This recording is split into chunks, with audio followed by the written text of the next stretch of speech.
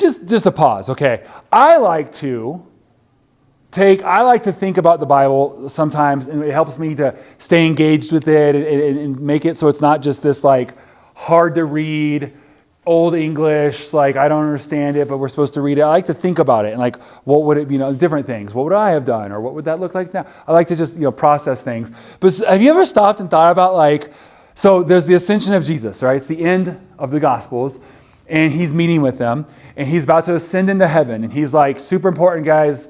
You're going to go into all the world, but first you got to wait. You got to meet. You got to wait for the Holy Spirit. It's really important. It's like the last thing I'm saying to you. So clearly, you should pay attention. Yeah, we got it, Jesus. We got it. We're going to do it. He goes away. They stand around twiddling thumbs, staring at the sky like he's going to return that soon. And the angels are like, hey, no, actually go do what he said. And they're like, we got it. And they're waiting. And they're waiting. And a bunch of them just like give up and leave, right? So we have around 500. It's not, when we actually have the Acts 1:8, and then the Holy Spirit actually comes upon them. It's talking about when it actually happens in the upper room on the day of Pentecost. There's 120 of them. You got to feel pretty foolish to be one of those who left, right? They're like, you know what? It's taking too long. That's probably not what he meant. I don't know. It's never going to happen. And then to like get the proverbial phone call from your buddy, like, hey, Frank, you missed it. It finally happened. And they're like, really? Like, oh man, like I could just imagine like what it must have been like.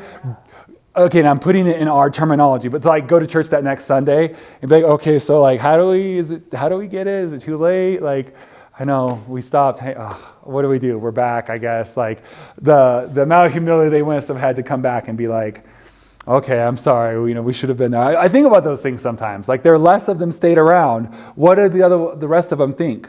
They missed it. They missed history there.